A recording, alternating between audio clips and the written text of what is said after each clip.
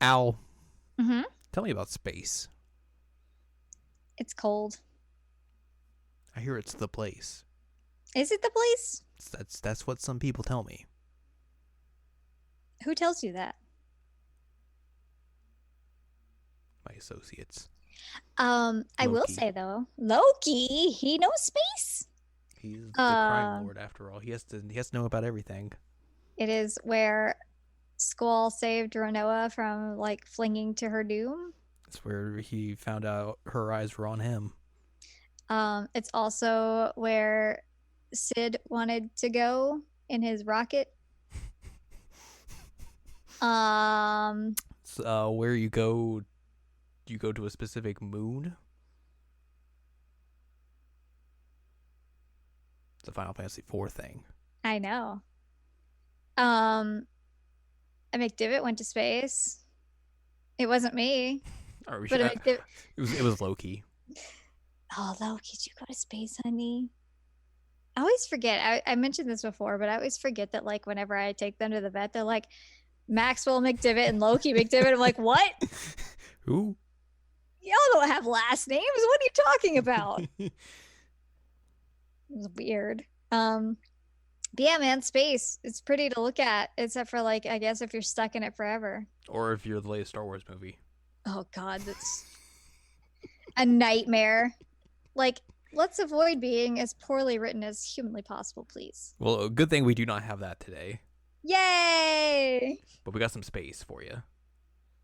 And some other stuff for you. Here on episode 161 of the season of Checkup OVA. It's a podcast for conversations about video games, anime, manga. Hello.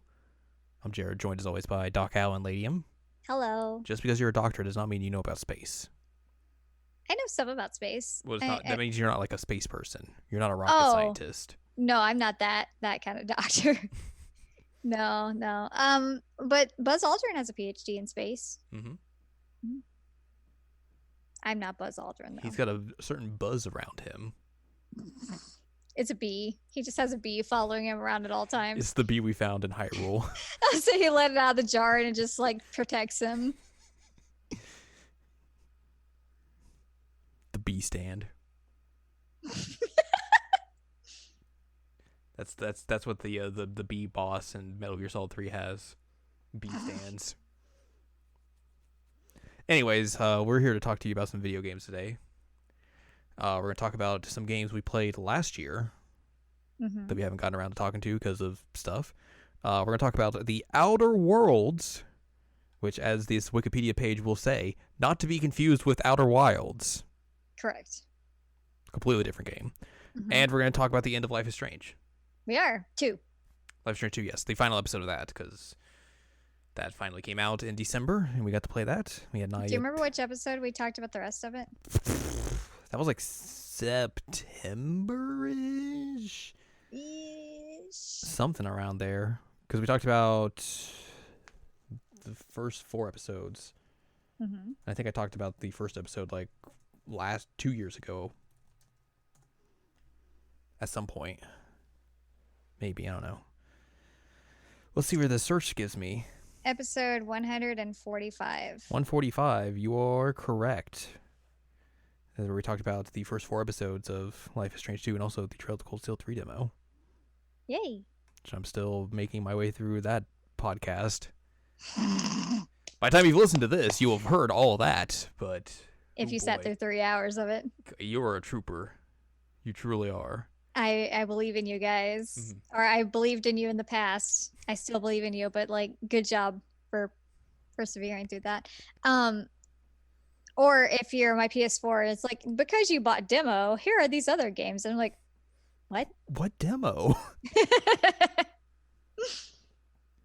Let's talk about The Outer Worlds. Let's do it. It's space. It is The space. Outer Worlds. This is the latest game from Obsidian. Makers of such games like Star Wars Knights of the Old Republic 2, Alpha Protocol, Fallout New Vegas. They made first. I forgot about Alpha Protocol. RPG, South Park RPG in like 2014 that came out. And most recently they've made Pillars of Eternity and Pillars of Eternity 2. But this game is kind of a throwback to Fallout New Vegas, that kind of RPG, like the Bethesda style, but with less jank. Mm-hmm. People aren't just fusing through the floor all the time. People aren't just literally being able to steal your premium currency in Fallout 76, like, which is actually happening.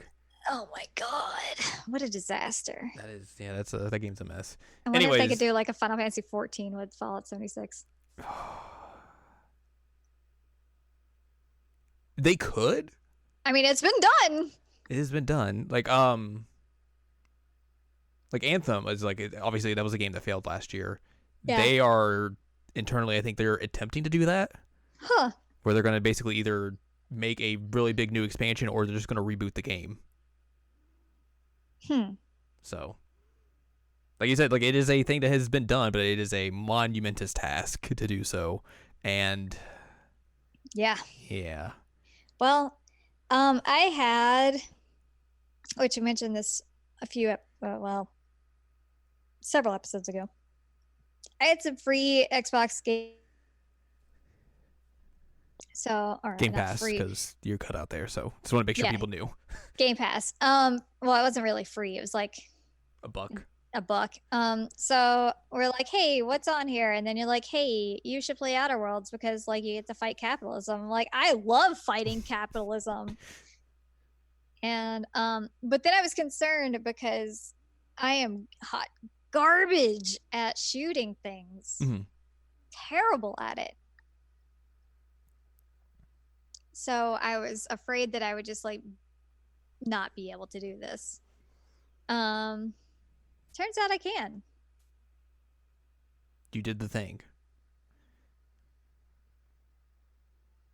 You did too. Well, I did as well. Sort of.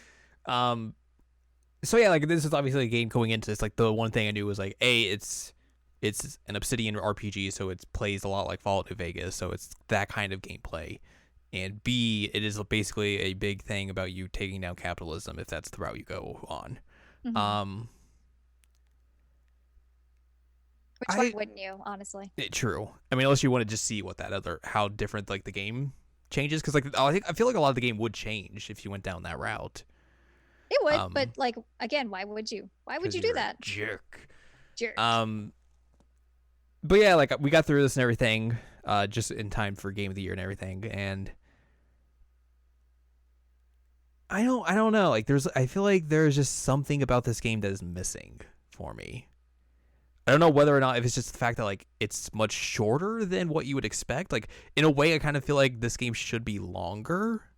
I can see that, because it is a kind of short experience, and also I feel like just, I don't know, like, the idea of very binary choices in a game where it's just like, oh, you have 3, or maybe like a good, neutral, bad, and then maybe you have skill challenges as choices is kind of arbitrary in 2019.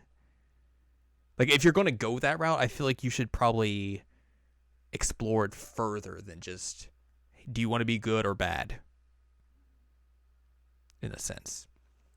Like, I look at games that came out this year as well, like Disco Elysium came out this year and is basically kind of in that same vein, but like it basically just like gives you way more opportunities at like weird choices and stuff, like, and it's like just way more open about where you can progress through like your dialogue choice and everything. So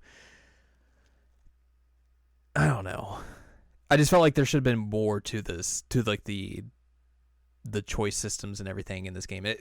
I guess it is kind of hampered because like it is, in a way, like this is their spiritual successor to New Vegas, but New Vegas is a game that came out in what, like 2011?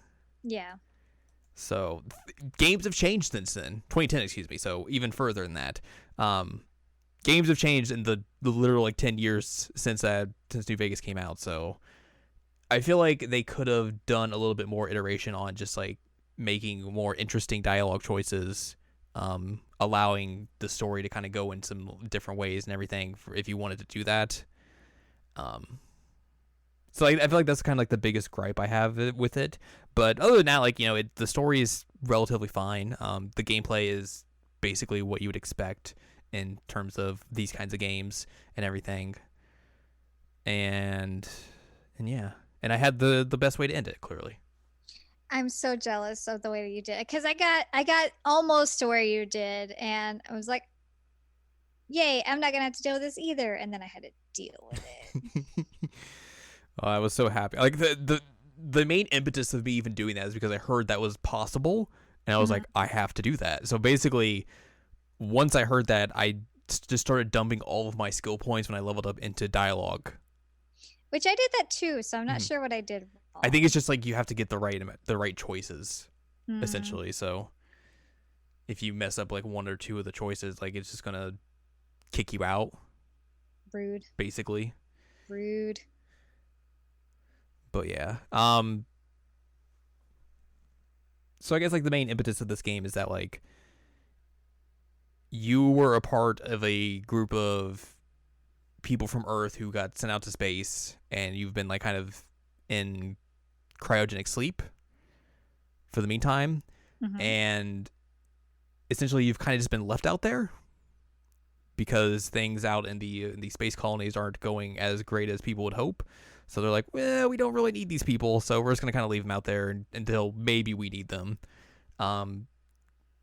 You get awakened by this dude named Phineas, who's just like on mad scientist. Yeah, he's on the run from like the law and everything, and he's just like, hey, you want to help me figure out a way to free everyone else so we can make sure these people aren't just going to sit out here and sleep or possibly die, and also just stick it to all these weird capitalistic things that are happening in these colonies and everything. So, and you have basically the opportunity to be like, nah, or you'd be like, okay, sure, why not? Which is what I did. Yeah. So a lot of it is basically you going around to various colonies and seeing the lay of the land, excuse me, and just how weird everything kind of has become as the years have progressed, and you're now in this strange future that obviously is more ruled by people who have more capitalistic ideas in mind than anything else, really. Yeah, I mean, like, one of the very first things that you, or I guess people that you encounter, is like an injured guy who's like, I can't accept help from you because this company, and here's all my slogans. And it's like, whoa, dude, you are going to bleed out here and be eaten. But instead, you're like, but the slogans. I feel like this. I don't know what is. And the first area as well kind of has like this big decision of like, you know, you find this colony that, or this big settlement that is ruled by this, you know, corporation and everything. And then you'll find like outside of it, there's like on the outskirts, there's like these people who are kind of like living on their own and kind of outside of everything. And you have to decide, who do you give power to? Do you make this settlement turn off their power and lose all their food and everything to help out this other place, or do you help the corporation and shut down this settlement? And I feel like the game's very weird about this choice, especially because it is the first choice in the game, and it's like kind of sets the tone for everything. Because if you side with the outside settlement, it's like, oh, you're gonna kill all these people and make sure they don't have food and everything. Why would you do that? It's like, why wouldn't they just go to this other settlement where it has power and everything, and they're like not being forced down by this corporation who's basically running things? Like, why is that a bad thing? They explain that. There's a part in there where somebody says like, oh, well, wouldn't they just like come here once it shuts down? And apparently like the McDivitt lady who's in here, that they say her name wrong, but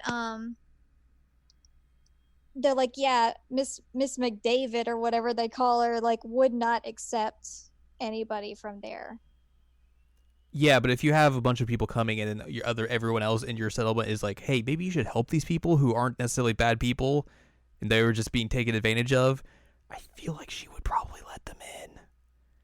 Like, I feel like this choice is like way too binary in a way. It's like, do you want to be good or bad? But then if like you want to try and be good, it's like, well, you maybe shouldn't be this good. Like you're gonna do some bad things to these other people. Like it just feels weird in a way. Like I don't know. Like I feel like the way I want to do this game is not the way the game wants me to play it. where it's like, yeah, let's help these people out. Let's let them come over to this new place where they're not gonna have corporations just breathing down their necks. And the game's like, I don't know about that. You could you're gonna make these people die out there because they're not gonna have food because they can't come to this other place because this one lady said no. Well, when I went back to town after cutting power to the main town, they just started shooting at me, so they all died anyway. Because you were just like, no, I have to fight back. I mean, they were shooting me. What else was I supposed to do? Run away. Really? I mean, you could have. I mean, it's also not the only town that I completely wiped off the map in this game accidentally. So, like, and it was truly accidental. I promise. The second one. This one was intentional because they were shooting at me. I'm like, dudes, no, and just murdered them all. Although it was funny because like once I went back to town and like went and talked to the main guy, like I got an option that's like, you should turn yourself in, and he's just like, all right, I'm gonna go turn myself into the police now. Goodbye. And I'm like, wait, what? I think like I had to check to like he was gonna like fight me, and I was like, hey, you don't want to do this. And he's like, all right, let's not do this. Yeah, I just literally told him like, hey, you should go turn yourself in. And he's like, I think I'm gonna turn myself in. Like, I'm just gonna live in prison for the rest of my life. I'm like, okay, thanks. Bye. Good luck, I guess. Yay. Like, what do you want? Why are you doing that? That's fine. But essentially the rest of the game is kind of similar to this, where you go to new areas, you'll find some things that have gone down in this area, and you basically pick and choose like who you want to side with and everything, and eventually, you know, it leads you to finding the right kind of items you need to help free all the other passengers on that ship that are still in sleep mode. And along the way as well, you find some side characters as well to become companions and everything, to help you out along your path. And they all have their own little specific side missions and everything that fleshes out their characters more than what you would get if you just didn't do that. Which it is worth noting that like there aren't any like super terrible shoehorned romances in this. Like you don't woo your companions. No, you're just like, you woo them into coming on your ship and helping you out, and then you're just like, hey, cool, thanks for helping me out. All right, let's do stuff, I guess. I don't know. But like one of them, you end up like essentially hooking her up with this lady she has a crush on, which is adorable. But also like she like blatantly describes herself as like asexual. Which is interesting that they would even like bother with like that in a game. Like I think it was really cool that they're like, hey, here's this asexual girl, but also like she's really into this like hot mechanic lady that works at this other ship. Like, let's hook her up. You get the wingman for her. You do have to wingman for her, and it's amazing. But also it's not like weird fetishy type thing, which is good. Like I was kind of worried about that once it started going that way. I'm like, oh god, what's it gonna do? But a really good written. It's a cute romance. Yeah. And I really wanted her to succeed. I'm like, oh, I want you to do this. You can do it. And she did. I'm so proud. It was good. We get a cleaning robot. You get a cleaning robot who just wants to clean and tell you about deals. He's like, thanks, I guess. I don't know. You. The weird, like, priest guy? Yeah. The vicar. Yeah, he sucks. You get the one girl who is like a rich girl who is now like a rebel. I didn't pay much attention to her. Yeah. You had the cool gal who wanted to do drugs all the time. It was just like wanted to drink. Yep. And then the one guy who just like shows up and is like, hey, can I join your ship? And you're just like, sure. He's like, cool, thanks. Guy. I forgot about that guy. Also as well, can we mention that like the game has an extensive character creation tool, and then you barely ever see your character. You never see your character. What's the point? Why would you do this? Yeah, I don't know what the point of that was because I was like, I'm gonna make myself, and then I did, and I'm like, I can't see anything. Yay! Thanks. It's like the only time you ever see them is like if you just leave your game idling, and then it goes to an idling camera is where you're able to see them. Other than that, But then, like, you wear your helmet, and so like, well, you can take you. There's a toggle to where it won't show the I helmet. know, but like, still. But yeah, it's bizarre. Not It's great. really, really funny that it's like, yay, I made a person. Oh, I never see this person. You will never see them again. So funny. But yeah, essentially, you go through a few different areas. Like there's not a ton of different areas in the game, maybe like a 5 or 6 like big areas you really kind of go through. But eventually you find all your stuff. You get like a call from like one of the people on the board or whatever, like the big corporation, who's like, "Hey, we know you're in contact with this dude, with Phineas. Can you like give him to us?" And you're like, "No." So they basically kidnap him and then like try and get all the information, like what he's trying to do and everything. So you have to go storm their ship and everything and get him back. And this is where you get like the cool, either you get a boss fight or you don't for the ending. You were on voice chat with me when I was doing that boss fight, and I was like, I hate everything. This is so hard. So, like we said, like there is dialogue choices throughout this, and essentially how you play this off determines what ending you get and whether or not you have to do this boss fight or not.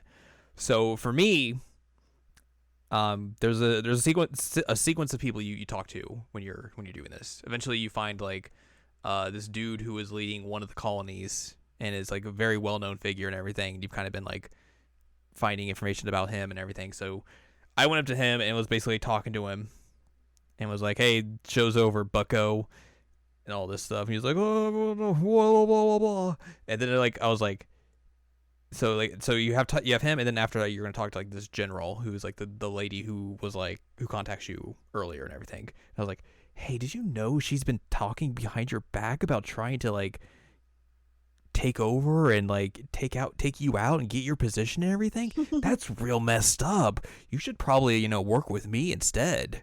And he's like, "Oh no, I didn't realize this. I think you have a point. I'll help you out. Don't worry." So like I had him on my side then.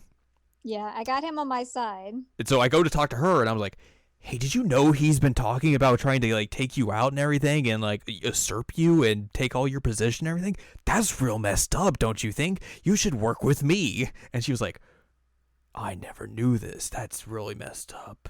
And so she didn't do that for me. Well, she eventually is like she isn't as like accepting at first, but then like because she still's like, "Well, we should probably still fight." And I was like, "Well, look, we could come to a peaceful agreement here. We don't have to fight. If we fight, I will you up." I didn't fight her, and so I don't know what I did wrong. But essentially, either way, like I was able to get her to be like, "All right, I will back out. I will leave here. You go. You get to have the dude and everything, and take him and do whatever you want. Have your way, whatever. Have your I'm way. I'm Whoa. out. I'm out of here." So she leaves, and then it's just like you just walk up to Phineas and get him out, and that's the end of the game. You don't have to fight anything. I can't believe I had to fight. It was really good. The dang evil boss on low ammo, and oh, it sucked so bad. I just waltzed in and was like, the big boss is probably just like, "Oh man, I was ready to fight," and just like waltzing on by like, "Haha, I don't have to fight you."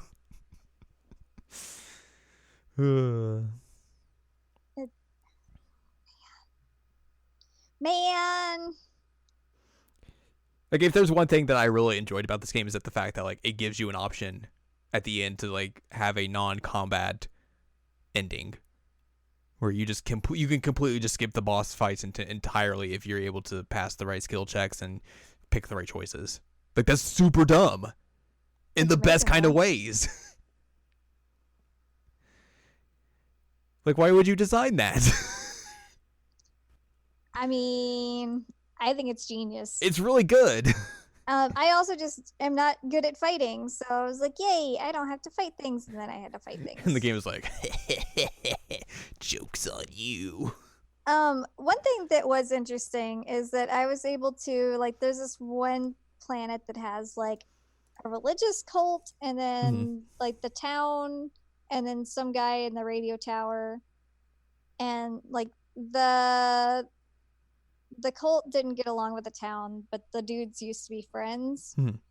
And I was able to like make them work together at one point. I was like, oh, this is kind of cool. And I didn't expect this. I let them fight. Mostly because I didn't realize how to unite them. Yeah, so it involves like killing the leader of the cult, but like he sucked anyway, so it makes sense. Yeah. But yeah, they worked together. It was pretty rad. And then they showed up and like saved the day together. I'm like, yay, hello friends. How are you? But yeah, I mean, there's some really like clever dialogue that happens in this game, which is good. And I think that's where it really shines, is some of the like flavor text and dialogue. Yeah, I would agree with that. Like there are definite flaws with the game, and I'm not gonna pretend that there aren't. But there were some genuinely witty moments in this game. That was good. And basically you end the game with like the 80s film wrap up where it's like, here's where everyone is now. But if you didn't do their like bonding story, then like you don't get to find out what happened with your companions. Or it's very generic. It's like, oh, they left and did something else. Yep. Like the only real difference we had between ours is that, like, obviously since I didn't have the boss encounter, I got a special scene with like the general lady who was like, where it just like tells you like at certain times, like no one knows where she went off to and left and everything. She has just vanished into thin air. But sometimes there would be mysterious packages sent to Phineas where there would be no like return address or anything on them, and people wondered maybe it was her who was giving him these supplies and everything. One thing that upset me is that I had like part of this one quest done for like the random guy who just showed up and asked to be on my ship. And then I kept showing you, but I could not figure out how in the heck to get to the one place where I was supposed to do that quest. I Googled it. I ran around. I did everything I could think to do, and I could not get to it. I was just like, fine. Guess I won't finish this. So I didn't know what to do. I looked around for caves. I tried to climb things. I tried to like go in very weird ways so I could like try and glitch my way up. Like I did not know how I was supposed to do it. Sucked. I will also say like some of the side quest planets are pretty barren. So that was a knock.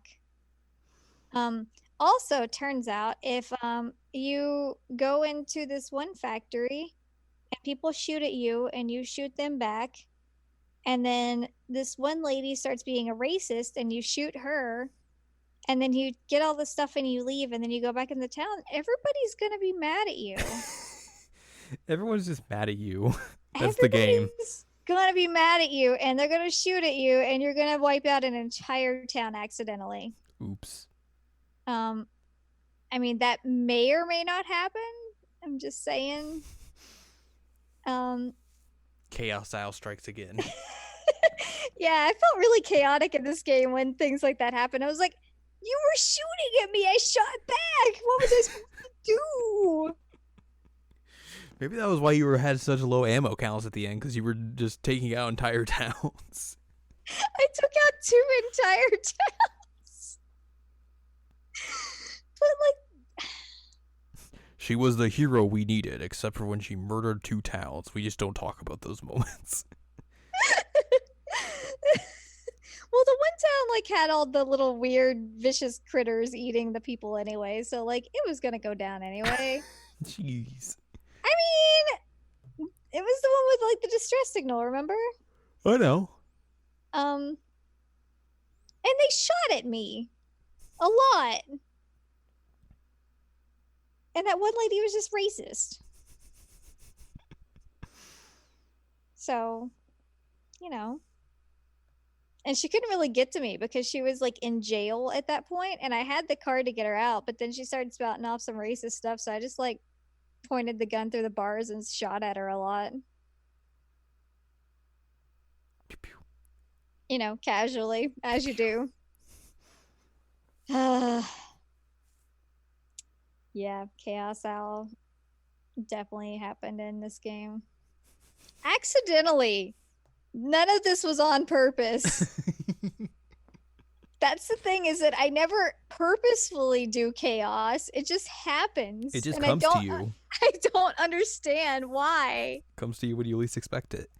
It's true. Like, why are you like this? What are you doing? Chaos. I would be terrified to know like what it would actually be like if I tried to be chaotic. It wouldn't be as chaotic. Probably not. I mean, it'd be like, oh, okay, things are happening. Cool, I guess. But like when I'm just like casually strolling down the street and people shoot at me and I'm just like, well, okay, I'm gonna shoot back, and then like I wipe out an entire town. I'm like, oh, whoops.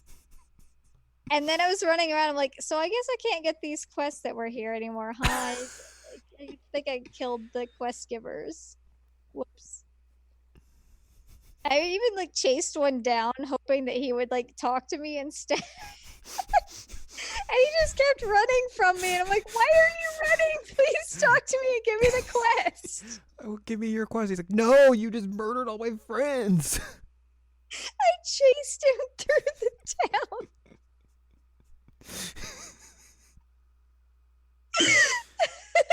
God. I mean, I was lucky he wasn't armed, but you know, Yeah, then you wouldn't have had to chase him that long. I mean, yeah, you're right. If he shot at me, he would have gone down a lot quicker. But he should have just stopped and given me the quest. Then everything would have been fine. Oh boy.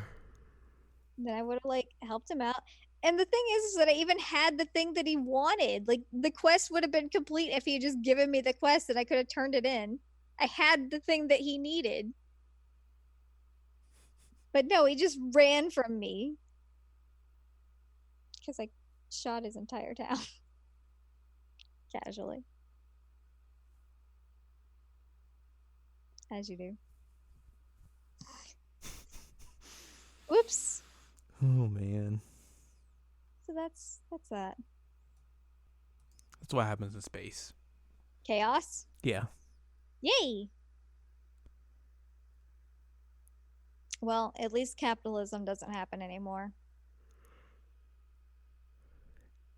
Ha ha ha ha. Oh, hello there, Titus. Let's remix that into a song. Have you ever heard the Remix Mangoes version of it? Yes. Good. Okay. You are my friend, so yes. I mean, my brother did a remix of it once. I may have sent that to you. Probably did. Yeah, he like made a beat sampling that laugh over and over in different like versions. It was a really good beat. I wonder what happened to that. Somewhere in the ether. Anyway, that's Outer Worlds. That's the Outer Worlds. You can play it on Game Pass. I'm glad that I didn't like pay full money for it. Like I liked it obviously because I put it on my top 10. Mm-hmm. And it was because there was just like really great writing at times. But I think that like if I had actually purchased this, I would have preferred to have bought it like $40 as opposed to like $60, just because it was really short.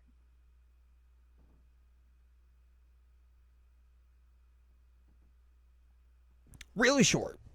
Yep. But that's that. I'm sure we could have extended it if we did more quests, but you only do so many quests as people run from you. So from the Outer Worlds, we go to the final episode of Life is Strange Do. The second. Yep. Technically the third, though. Yeah, technically. Technically. Numbering is hard, apparently. It's like how there's a Bravely Default 2 that's coming out after Bravely Second. Bravely Second, yeah. Video games are dumb. They are. So yeah, we played the final episode of Life is Strange 2 when it came out this past December. Mm-hmm. Like we mentioned earlier, we talked about the first 4 episodes in a previous episode, so if you missed out on that, you should check that out and listen to our thoughts on those. But this is the culmination of the game. The final episode. We're gonna try and get to Mexico. That is the goal.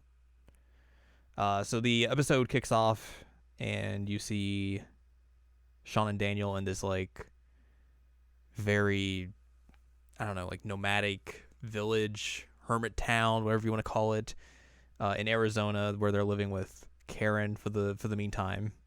Their mother. Their mother, yes. It's basically just a place where just people kind of go to start anew or just get away from society, essentially. So they're all like living in like RVs or trailers, essentially. It has like a name that Away. Away. There you go. And basically, it's a stopgap for Sean and Daniel until they figure out exactly when they need to go to Mexico or figure out their plan to head there, essentially. Mm-hmm. And you get a lot of like just interesting scenes here where like Daniel is kind of like warmed up to the other people who live there and everything. Sean has kind of come to terms with his relationship with his mother and everything. In the time that they've spent there and everything's since the end of episode 4. Mm-hmm. So it's temporary, but it's kind of a nice like safe place for them where they can just kind of breathe for a second. Yeah. And I felt like that was really, really important because they've kind of not really had that. Like they've been in places where they're like, they have a place to stay and they're eating and all that. But like this place, there was less of like an anxiety of like, oh God, we have to be on our best behavior at all times. And like they knew that it was not permanent, but it was at least something for a bit. Right. So essentially they, like you said, they have their brief time to breathe and everything. They get like just a chance to just kind of be themselves for once.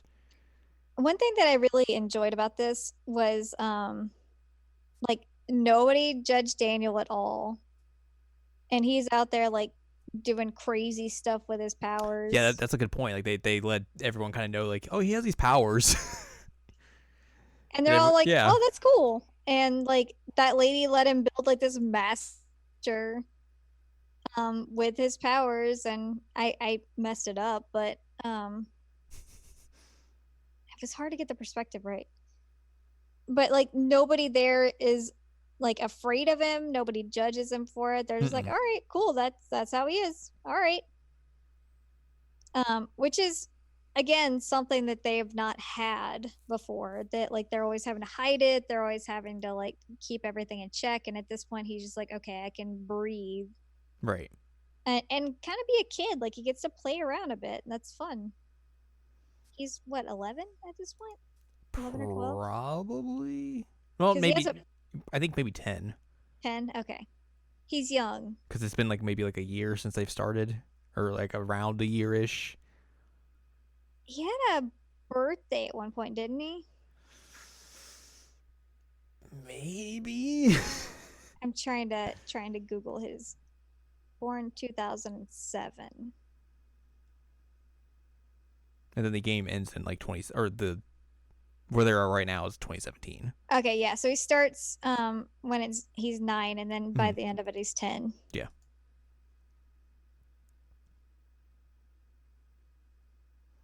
So there you go. Yeah.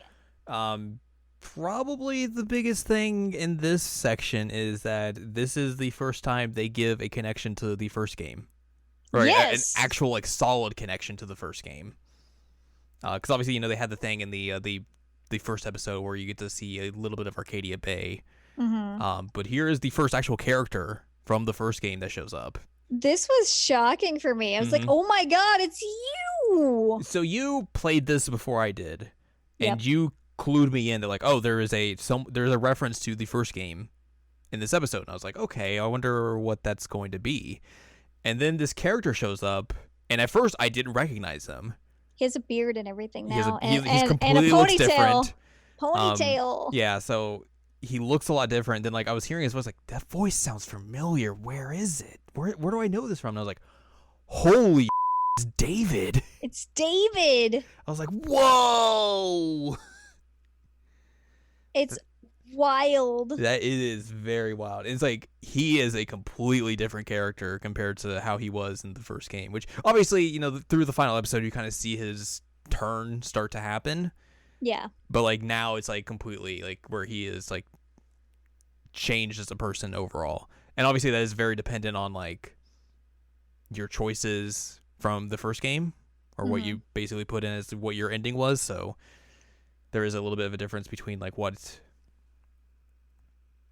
he talks about and what he has in his residence and everything. So yeah, I was not expecting that. I was like, wow. I was not either. And one thing that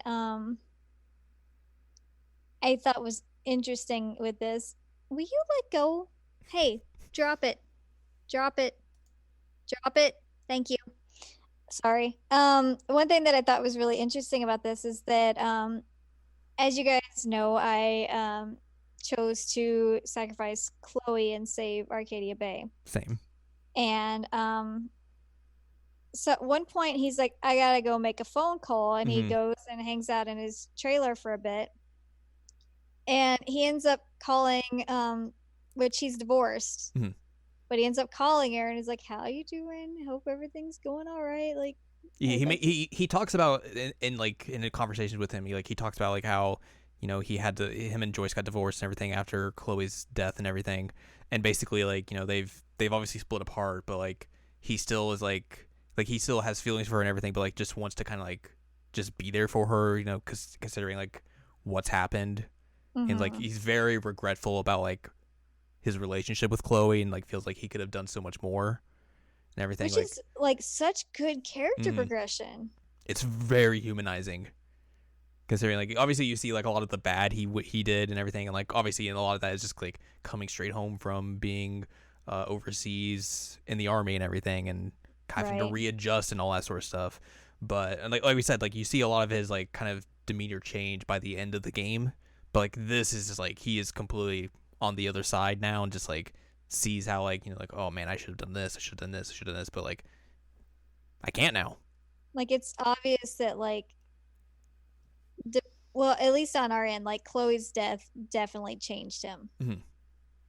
And I assume the opposite, or not the opposite, the same is true for like if Arcadia Bay is sacrificed, that like that obviously messed with him a lot. Which I guess it would make it like canon that he survived the storm. Right. I think there's like a thing in his trailer if you do the other route, like he has a letter from Chloe and Max. He has a picture of them on his fridge. Okay. I looked it up. So he does say like, they talk to him and all that, but he does have a picture of the two of them on his fridge. Like just going through his trailer and seeing like all like the different things that like, he's like brought with him from Arcadia Bay, like his life there and everything, and like where, you see like his picture, like a family photo he has with Joyce and Chloe and everything. It's just like, whoa. Yeah, it hurts. And then like you find like he has like in his files like there's a picture of Nathan, and it's just like, oh. And there's a specific conversation like when he's on the phone with Joyce, and they're like, do you think he's gonna like get out and everything? He's like, how lawyers are and like how their family is, like it's entirely possible that he can make parole or something like that. And it's just like, Yep. oh man. Yep. It hurts. It's very rough, but like I felt like that was such a good scene, and even just like how he interacts with Sean, of like there's a moment that happens basically a little bit later on where like they find out that like the cops know about Karen's involvement with the fire at the church and everything, and they're coming to find her and question her. So basically, Sean and Daniel have to leave, Right. and before they go, like David has a conversation with Sean. He's like, look, I'm not saying that, like, hey, I'm not trying to be like a narc or anything. I'm like, if I was in your shoes, I want to give you just like the choices you have in front of you, which is either, you go to Mexico or you turn yourself in. And like, here's what would happen if you turn yourself in. Like, just hearing him, just like basically like letting himself like kind of be like, I don't know, it's like a person is like, hey, I'm just going to give you advice in this way. And I'm not going to tell you what to do, though. I'm not going to tell you what to do, but like, just like, if you wanted to do this, like, or just like if you want to have this option in your mind, like this is basically what would happen. Like it's not going to be the end of the world for you. You would probably have to like serve time and everything, but you would not be like separated from Daniel forever, essentially. And basically, it's just like he's very straightforward with him. He's not sugarcoating anything. He's just like, here's your choices in this matter, and you have to decide what you want to do. I'm not going to tell you one way or the other, which, like we said, like compared to the first game version of David, like that is night and day. Yep. This is so much different. Like Life is Strange 1, David would be like, you're gonna go turn yourself in. The one weed. The one weed. And now here he is. He's just like, hey, I've made mistakes in my life, and I'm trying to better myself for it. So like, let me just try and give you a little bit of advice if I can. And also, he gives him like a police radio, so like obviously, he's not trying to be like super narc or anything anymore. So yeah, it's great. Yeah, that was such a big thing and a shocking thing. Like, and it's the perfect kind of way to like wrap those two games together, or like link them together in a way. Like obviously, like people would probably want like, oh, what's Max and Chloe and all that sort of stuff doing? Like having it be like a more of a side character like David is the best possible way to do that kind of call back to that first game, or like put someone in from that first game into this game. Yeah, I agree. It was fantastic. Yeah, I was blown away by how well they pulled that off. And it didn't feel like campy or weird at all. No, or just like shoehorned in, or like, oh, we have to make this reference. It was like, no, he just shows up pretty naturally, and it's like it's very understated. Like if you've played the first game, you will eventually find out like, oh, this is who this is. But if you haven't, like it gives you kind of a good just like backstory. Like here's this guy who's had a rough couple of years, and just like he came to this place, and just like it's just trying to start over and trying to reboot his life in a way that he will find some sort of happiness again. It was good. So yeah, eventually, like you said, like Sean and Daniel have to leave. They say their goodbyes to everyone. There's a moment basically where like you're kind of like packing everything up, and you have like the option to like write a letter to Karen, and you can do that or not. It's completely optional, and you basically have like the choice of like deciding what to say and everything. And there's a very good moment in that specific section that oddly enough reminded me of Final Fantasy X. Oh. Basically you have like you have to write the whole letter and everything, and it gives you the choice of like, or I think it's the choice of how you want to start it. So you can either start by just going like Karen or Mom. And like I feel like that was such like a powerful moment for Sean to like have like to be able to like give Karen like the motherly name back, similarly to how Tidus does to Jet at the end of 10, where he calls him Dad again. Yeah, that makes sense. Yeah, it was like the one thing I was like, oh man, this is just like that moment in Final Fantasy X. That's awesome. Things I would totally be naturally associating. But yeah, like they have to leave and everything, and basically their goal is to get to the border and figure out a way across, which they eventually do, and lo and behold, the border is not easy to get across. Yeah. So they're like, okay, what do we do? How are we going to get across? Which Sean was like, I just kind of expected it to be like a fence, Mm-hmm. and this is a wall. Yep. That is a thing. Mm-hmm. So we have a superpowered kiddo here. Let's just rip it apart. Yep. So basically, Daniel kind of just throws everything into it and literally is able to do that. Yep. They're about to like go back to their car, and then someone just shoots Daniel. Yep, in the shoulder. And And Sean's like, "Yo, what?" Like you think it's like the cops or something, like just like border patrol, but then it just turns out it's just some hillbillies who are just white supremacists who think like, oh, we gotta patrol the border and everything and save them from the Mexicans coming on over and stealing our jobs and all that.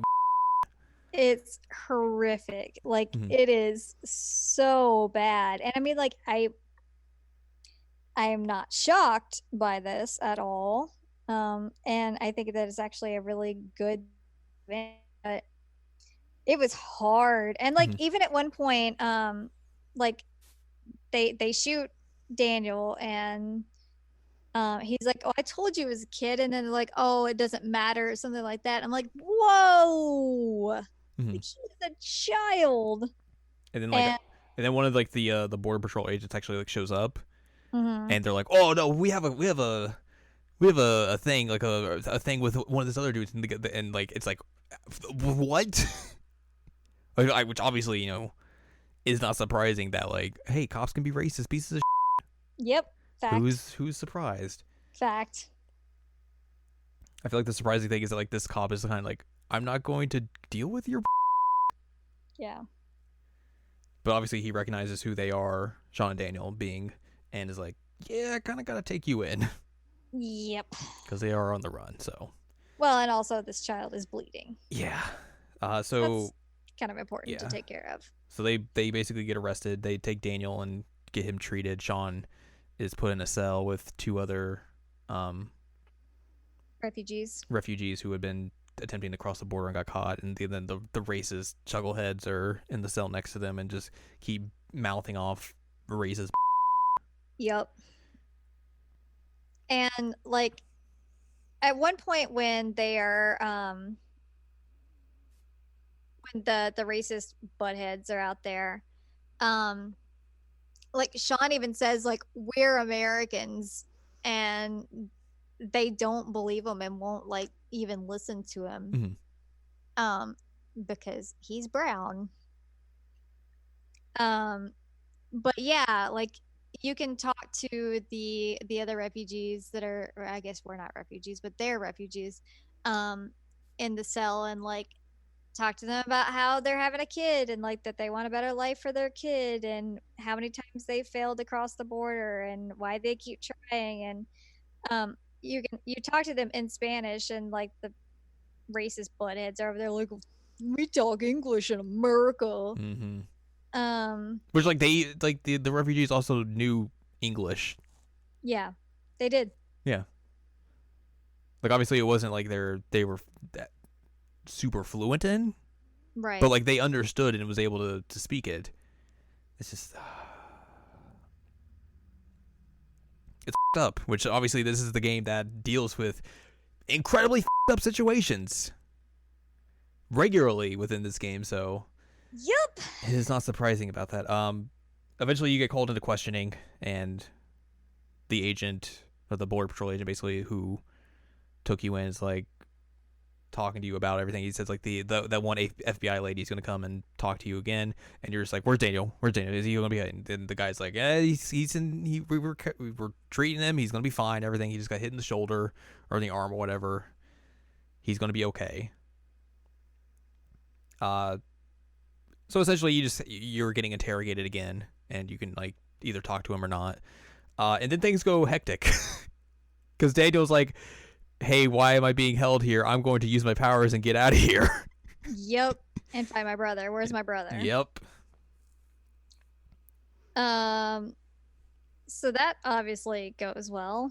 Yeah.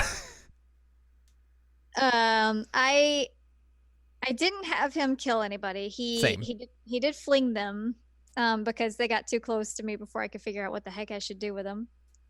But they didn't die. And I went in and I let the refugees out. I wanted to do that, but I never got a prompt or anything on how to do that. Really? So like I was like I walked back and forth from that section like multiple times, and just like there was no prompt or anything to do anything with them or with the other people. You have to hold down like Daniel's power button for it to show up. That might have been why. Mm. So I was like, is there something I should do? I should be able to help these people. And it was like, nope, there's no prompt or anything. Maybe I'm not able to. So I just moved on. So I let them out, and I also had Daniel let the racist people out. And I actually really liked that I did, because I was initially like, oh, I shouldn't do this. Like, they suck. They should stay in jail. But the dialogue that you get when you let them out is fantastic, because it's essentially like Daniel opens the door and like lets them out, and they're like, well, why would you do this? He's like, I just want you to know that like not everyone is terrible, or something like that. Like it was it was legitimately a really cool thing that he was able to do, like when he had them when he had Daniel free him. I was like, I feel good about that. They suck. They're not going to change their minds, but like my conscience is clear that like I was trying to do my best. Yeah. So yeah, you're able to escape the little police station, get back into the car you had, and then try and drive to the border. The border, which unfortunately has been blockaded to back by police and FBI agents. Mm-hmm. They kind of figured you were going to come here. One thing I want to mention before we talk about this is that there is one thing that they do in particular in this game that is very powerful, and is something that is done very, very regularly, at least in the US, is that during this entire episode, and I think there's a few times they do it in the other episodes too, but it happens several times throughout this episode, they keep saying 2 teenage boys. And as we were talking about earlier, Daniel's like 10. Mm-hmm. And so there is this like awful racist notion that happens a lot, that like children of color are not allowed to be children. Like they're always seen as older. They're always seen as like more experienced. Like he's never actually seen as a kid here by law enforcement. And I think that's a really interesting point that they put that into this game, that it's like, we're going to make sure that this happens several times, that like he's 10 and they're still referring to him as a teenager when he's very clearly not anywhere close to it. It's intense. Mm-hmm. But that was well done. Anyway, we're at the border. It's very blockaded. And this is your final choice. I like that. I think we've talked about this a bit. Like the whole narrative of this is built as like this Wolf Brothers story. Mm-hmm. And so the way that this choice is like set up is, you're talking to Daniel and he asks like, well, how does the Wolf Brothers story end? And then you're able to like make the choice. Mm-hmm. And the choice, like it's contingent on like which one you pick, but it's also contingent about like your relationship with Daniel, and also how, like, if you've been teaching him to be like lawful or like not lawful. Mm-hmm. Essentially. So there are essentially two options, but they have multiple splits in them. Mm-hmm. So it's 4 or 5 endings total. I think remember. So. The binary options are you either give yourself up or you basically force your way through past and into the border, or into Mexico, into the border. Right. You're only going to live on the border. So this is from the Wikipedia page. I can read you the endings of this game. And then we'll talk about the ending we got. Okay. Like you said, there are multiple endings that are affected by how Daniel has been taught morality throughout the 5 episodes through the player's choices. If Sean chooses to surrender, he is either taken into custody, which causes Daniel to live with Claire and Steven in a reunion 15 years later after Sean's release from prison, or being killed, which caused Daniel to grow up in Porto Lopez alone and become a career criminal. That one is super freaking scary. I bet. Like, ugh, I watched it and I was like, oof. If Sean chooses to cross the border, Daniel may use his powers to help Sean pass the blockade, but surrender to the FBI and go to live with Claire and Steven while still receiving regular correspondence from Sean, who is living in Porto Lobos either alone or with Cassidy or Finn. In the ending, where both of them cross the border, they open a garage as their father did and use Daniel's powers to become career criminals. Yep. So I went and watched all these because I think that the one that the both of us got was the one that I felt more comfortable like with how it was. It was bittersweet, but it was what I felt like was the right answer. But it was bittersweet. And then I watched the rest of them and was like, oof, some of these are hard to watch. Yeah, I can imagine. So which one should we talk about first? Well, you want to talk about the ones we didn't get, and then we can segue into the one we got. Sure. Because you probably obviously have the notion on those since you watched them. So, one of the ones that's super intense is again the one that like Daniel forces the way through the border. As they're doing that, Sean gets shot in the neck. Oh. And starts like bleeding out in the car. And so he ends up dying. It's essentially like he gets hit like in like a major artery. Right. And like can't even respond to anything that Daniel's saying. And so like he watches his brother like bleed out in front of him. God. As a 10-year-old. So then it cuts and you see Daniel. He's probably in his teens. He's probably about how old Sean is in this game. He's got like long, I think he's like kind of bleached his hair. It's like not his normal color. And he's sitting on a beach and you can see like in the background the like their dad's house that you'll see that several times in the two Mexico endings, but it's the dad's house and he like has things set up there. You see like some newspaper clippings about like a bunch of like intense robberies and cops dying and things like that. You're like, oh, okay, great. And so these dudes just like Daniel's sitting on the beach watching the water and these dudes like come up to him and he has like this really really blank horrifying look on his face. And essentially like uses his powers to just like mess with them, scare them. Like one of them almost dies and then he just like goes back to the house afterwards and like lights a candle in memory of Daniel or of Sean. Oof. It's scary. Like he did not turn out okay. No, it does not seem like it. So that was really messed up, and it hurt to watch that one because it's like, oh, I care about this kid, and he's not fine. The other Mexico one where they both make it, like you're saying, they open up a garage, and those same dudes, I'm pretty sure, like show up at the garage and like try and intimidate Sean, and Daniel again uses his powers against them. And then they like go to this back room and open a safe, and there's just like a metric butt ton of money, and like apparently at one point they robbed a bank. Jesus. Which again, like I don't like the idea of them just like, all right, well, time to just be criminals. Right. It's like, it doesn't feel like that's what they would do.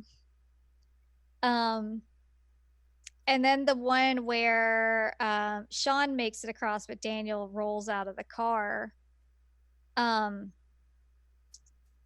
know a lot of people think that this is like the best one that you can get, but I don't. Because like you get to see Daniel grow up, like in the same way that the other ones do. Like it shows pictures on the wall and all that. And he again goes to live with his grandparents, and he's hanging out with the Chris, the kid next door, at one point. And he answers a phone call, or no, it's not a phone call, it's a letter, I think. He's on the phone with his mom. Anyway, there's a letter from Sean, and again, like, he has a picture of whoever, Finn or Cassidy, you picked, if they're alive. And it like pans down at one point, and it shows that he has like an ankle bracelet on. And so like it is saying that like Daniel this whole time has been under surveillance by law enforcement because of the choice that he made to roll out and like let Sean go. So like he doesn't get to have like a childhood. He can't really leave anywhere. Right.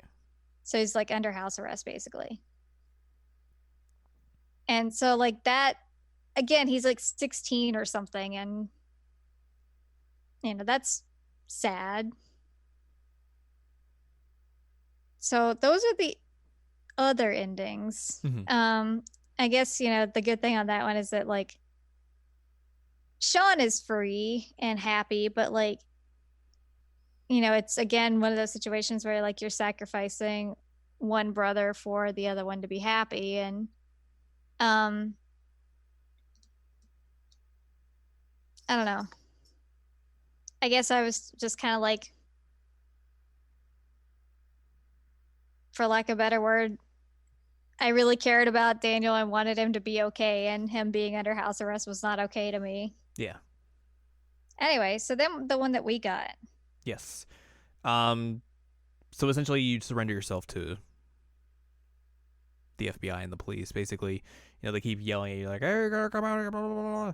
And you basically tell Daniel, be like, "Remember everything I've taught you and everything. Like, this is not going to be the end for us and all this sort of stuff. Like, we will eventually see each other again, but like, I have to do this in order to." This is where the Wolf Brothers. This is where our story ends, but maybe at some point we can make a new one. So he gets out of the car and basically, does the whole surrender thing and everything. And then you get the whole, like you said, like the transition to see like what's happened in the meantime since then. Daniel goes to live with Claire and Steven. Has that basically kind of has like a childhood. He has a childhood. As well as you could, considering everything that's happened. He gets like a car. He goes to school. Like he ends up doing something, like I forget what his job is, but he ends up getting some kind of job. He's employed in anyway, but like he does okay. Yeah, like he seems genuinely happy. It's about the most normal of a life that you could live after everything that's happened. Yeah. And then like you just see the years kind of progress and everything, and then eventually it leads you to like 15 years later. Yeah, it says that he's 25 in the end of it. And Sean gets released from prison. And it's basically, you get to see Daniel's there, Karen's there, and then the friend from the very beginning that like you basically never talk to again.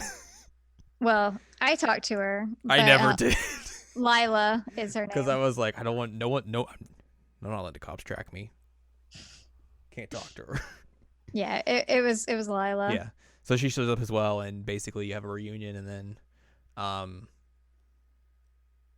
you get to see how Sean looks after 15 years in jail and everything, and then basically like one of the final things is like they both go out to like the woods where like the first like area they had like camped in prior to leaving Seattle, and they go back there and camp, and like it's a very emotional scene because you see just like they're able to kind of be brothers again, but then like Sean just like breaks down at one point because like he's actually able to have freedom again, and it's just like everything is so overwhelming to him, and just like it's interesting to see like the basically the shift from the rest of the game where it's now like Daniel's having to comfort Sean, going through this hugely emotional moment.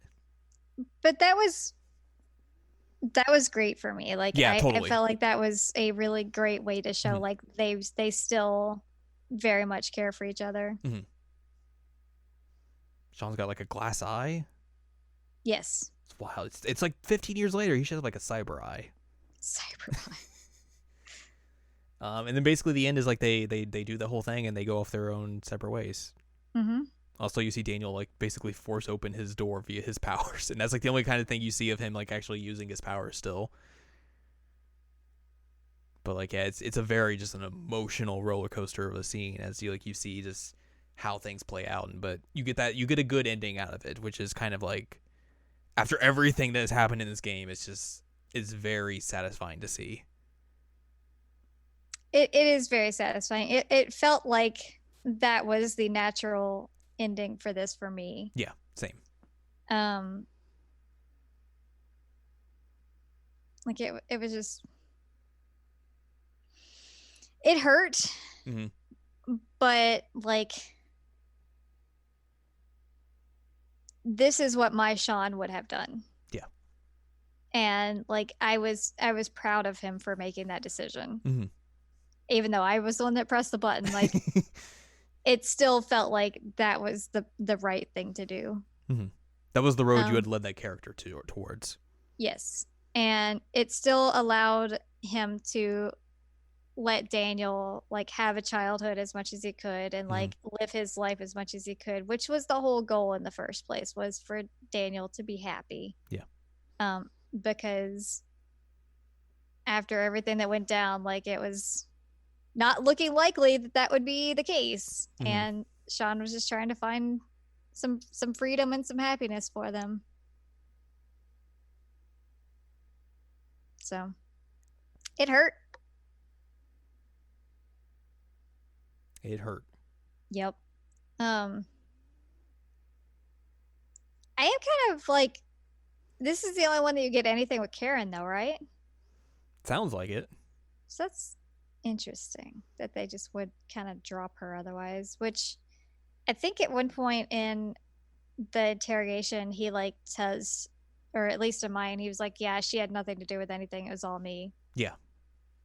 So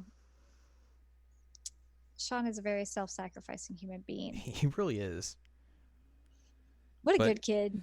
But yeah, that ending is out of the 5, like it seems like the best one in terms of just like how we played the game. Yeah. And just God, that the moment you see Sean walk out of prison and Daniel and like they embrace, like just broke me. I know. I definitely cried. I definitely cried. And then like Lila like jumped on him. Mm-hmm. Well, I broke again at the campsite. Yeah. Oof. But it's so good. It's really good. And like we said when we recorded Game of the Year, like this game easily eclipsed the first game. Oh yeah. And it's a shame that like obviously we made this point already, but like it's a shame this game is not going to get like the same, I don't know, like cultural recognition or fandom that the first game had, just because of just like the different tone and topics that it's dealing with. But like it is very much the better game of the two. It is very much the better game. I agree. And I wonder, like, is part of the reason that it's not getting the recognition like that one because of the subject matter? I would completely think that's the case. I think it's partially that, and partially it's the fact that like these episodes came out so much like there was so much space in between. Right. Which like, definitely that's hurt definitely a thing that hurt it compared to the first game where it had a much more like ease of a schedule, where it was like maybe like a month and a half, 2 months between episodes, where this was like 3 or more. Like you have to think like this game started out like what was the first episode that came out? The first episode came out September of 2018 and didn't wrap up until December of 2019. So yeah, that's a long time between episodes. Which obviously is going to hurt it. But I hope now that like all the episodes are out, that people, if they were like, you know, waiting on it just to play it all at once, are able to get to this game and see just like why it is so good. I'm hoping, because this one was fantastic. And I mean, I liked Life is Strange, but like Life is Strange 2 did a lot more for me, and actually felt like it says something. Yeah. Like it tries and succeeds at actually like having a message and being a political statement. Mm-hmm. And like not coming across as like being a cheesy political statement. It's much more than just a teen drama. Like, I mean, that's kind of how you could boil down the first one too. Right. Like, it goes and it's so many more places, and it's a testament to the team at Don't Nod, like just how much they basically improved on their writing from the first game. Yeah.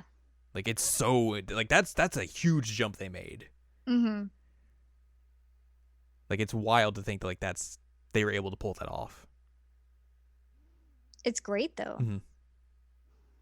Especially because like this is a team that's like Don't Nod is not American. Nope. And they nailed American politics. Like they are a French developer. Yep. And they nailed exactly like the tone, the ideologies, the rhetoric that is literally happening in this country. Mm-hmm. It's wild. It's great, and especially because like you don't see all that many like American developers like that are able to pull off this kind of writing and or that are willing to try. That's a great point as well. Like that's another thing is that like this could potentially be considered like a risky game to make because totally. And especially because like this is still backed by a big publisher. Like you have to give Square Enix a monochrome amount of credit for being able for like looking at the pitch for this game and seeing like what they were going to do with it and giving them the okay for it. Because like you could imagine like other publishers like would look at this and it's like, no, we don't. This is too much. Like you have to dial down the politics on this a little bit. And Far Cry it. Yeah, and like I said, you have to give Square Enix a little bit of credit for being like, hey, we will go with this. We will let you do what you want. Yeah. No, it's great. I mean, I definitely will give them credit where it's due. Like, I'm very glad that they let this come out and like didn't, I guess, make it preschool. Yeah. They didn't Rise of Skywalker. We'll put it that way. And just like let whatever like internet mob dictate what it was gonna say. Mm-hmm. Which is great. That is the name of that terrible movie, right? Yes. Okay. I was like, wait a minute, is it Rise? But it is. Movie sucked, guys. So yeah, that's Life is Strange 2. It's good. It's really good. It ends on an incredible note. Like that episode is easily the best out of 5. Mm-hmm. And just like that game is so good. I cried a lot. So if you've been waiting on it, play it. Go play it. Or if you want to wait for like the box copy to come out, do that, I guess. But just play this game. It is so good. Especially if you like the first game, if you like these kind of narrative, episodic adventure games, like you would be doing yourself a disservice if you do not play this game. Yeah. Like the narrative is just so good. Mm-hmm. So there you go. That's Life is Strange 2. That's The Outer Worlds, and that's the end of this podcast. Not the whole podcast, just this episode. This episode, yes, you're right. So yeah, if you'd like more from us, go to seasonlanguagecheckup.com or SAC.cool is where you can find past episodes of this podcast and other podcasts like Season Language Checkup and Jared and Al Watch. You can find columns and reviews on the site as well. If you'd like more from Anladium, go to anladium.com. She's got columns and reviews. You can follow us on Twitter, twitter.com/animecheckup. And you can support us on Patreon by buying us a slice of pizza to gain access to fun things like unedited podcasts and other little bonus episodes that we do at patreon.com/SACOVA. I do love pizza. It's true. Next week, we will do something. I think maybe we'll do like a little bit of like a catch-up episode, talking about things that we've maybe like played or watched or whatever throughout like the month of December and the little bit first half of this month or first half of the new year. Makes sense. Oh, Happy New Year, guys. Yeah, it is the new year. I don't know that we get to say that in The Trails of Cold Steel 3 the Trails of podcast. Cold Steel 3. 11 days into the new year. Oh, hey, happy birthday. Oh, yay! Is this going up the day after my birthday? Oh, it is, because my birthday's on a Friday. Yep. Oh, sweet. Happy birthday, me. Happy birthday to Al. Yay, I'm 32. So wish Al a happy birthday when you hear this episode. Even if it's like 2 years from now. Yes, please. Always just come in and be like, happy birthday, Al. I'm like, oh, thank you. I appreciate that. It's September, but thank you. My birthday's January. Don't get that confused. Yes. Sorry. Don't take the remotes. So yeah, we'll try and maybe play some catch up or do something else entirely. Who knows? We'll figure it out. Shrug shoulders. But yeah, we'll see you next week.